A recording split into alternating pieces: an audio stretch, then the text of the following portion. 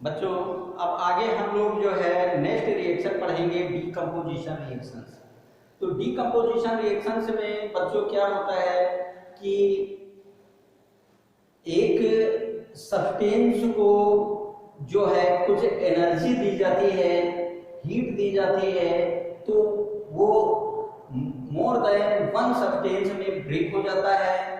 या ये कह सकते हैं एक रिएक्टेंट को जब हीट या एनर्जी दी जाती है तो वो एक से ज्यादा सब्सटेंस में ब्रेक हो जाता है, एक से ज्यादा प्रोडक्ट फॉर्म कर लेता है। तो इस तरीके की रिएक्शंस को हम लोग डीकम्पोजिशन रिएक्शंस कहते हैं बच्चों। डीकम्पोजिशन रिएक्शंस जो है ये एंडोथर्मिक रिएक्शंस होती हैं। एंडोथर्मिक मींस कि इन रिएक्शंस में जो है एनर्जी एब्जॉर्ब होती है। एनर्जी एब्जॉर्ब होने के बाद ये एक से ज्यादा सब्सटेंस में डीकम्पोज हो जाते हैं, एक से ज्यादा प्रोडक्ट में फॉर्म्ड हो जाते हैं, बन जाते हैं, एक से ज्यादा प्रोडक्ट फॉर्म कर लेते हैं, बना लेते हैं। तो इस तरीके से डीकम्पोजिशन रिएक्शन को आपको ध्यान से समझना है।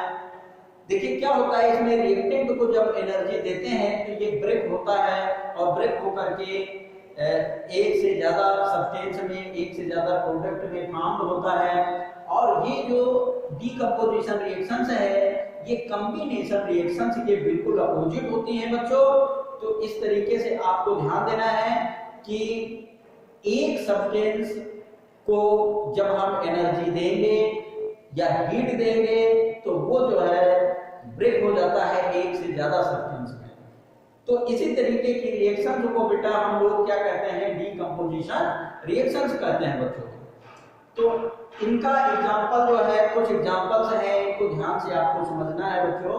पहला एग्जांपल है इसमें calcium carbonate decompose on heating to produce calcium oxide and CO2 carbon dioxide.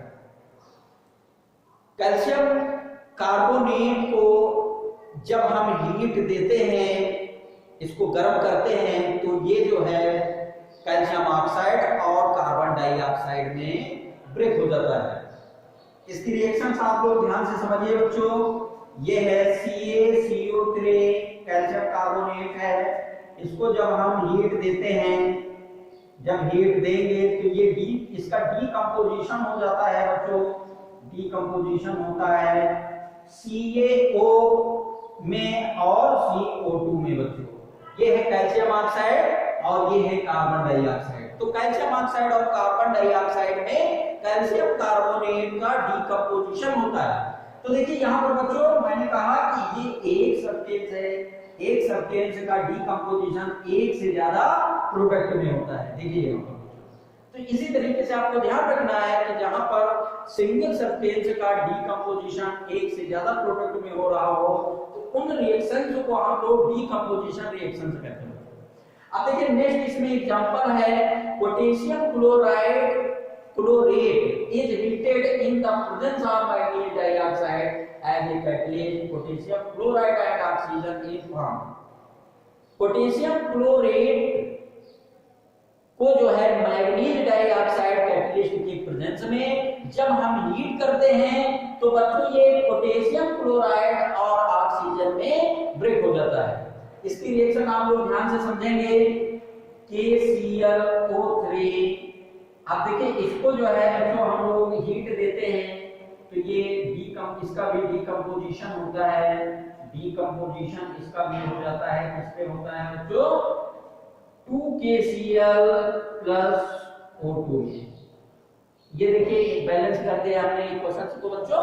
तो इस तरीके से आपको देखिए ये एक सब्सटेंस है, एक रिएक्टेंट है, एक से ज्यादा प्रोडक्ट फॉर्म कर रहा है बच्चों। तो ये किस तरीके की रिएक्शन है, डीकम्पोजिशन रिएक्शन है। नेक्स्ट है इसमें ferrous sulphate on heating gives Fe2O3 SO2 and SO3। तो बच्चों यहाँ पर देखिए फेरस सल्फेट सॉल्यूशन जो है इसका जो है FeSO4 सॉल्यूशन जो है ये जो है इसमें इसको हीट करते हैं, जब हम हीट देते हैं तो इसका भी डीकम्पोजिशन हो जाता है बच्चों। और डीकम्पोजिशन होने के बाद ये Fe2O3 SO2 और SO3 फॉर्म करता है बच्चों।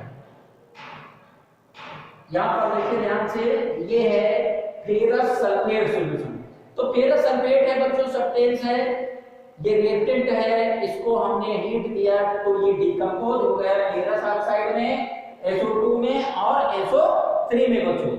तो इस तरीके से ये भी जो है डिकम्पोजिशन रिएक्शंस का एग्जांपल है।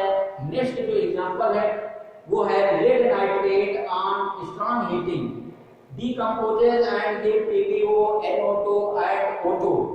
क्या होता है बच्चों कि लेड नाइट्रेट को जब हम स्ट्रांगली हीट करते हैं तो लेड ऑक्साइड में, NO2 में और ऑक्सीजन में ब्रेक हो जाता है। इसकी रिएक्शन आप लोग ध्यान से समझिए बच्चों।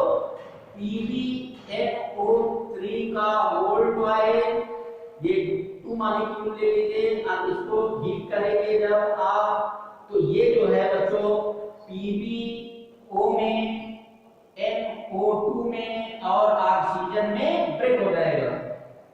यहाँ पर इसको बैलेंस कर लीजिए बच्चों।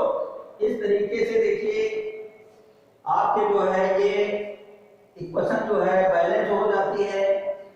ये लेड नाइट्रेट है बच्चों, देखिए ये एक सिंगल सब्सटेंस है और ये किसमें ब्रेक हुआ है, लेड ऑक्साइड में और NO2 में और ऑक्सीजन में। तो एक से ज्यादा सब्सटेंस बॉन्ड कर रहा है, एक से ज्यादा प्रोडक्ट बना रहा है, तो ये भी किसका एग्जांपल है, डीकंपोजिशन रिएक्शन का एग्जांपल बच्चों। तो इस तरीके से आप लोगों को ये समझना है और आगे नेक्स्ट टॉपिक हम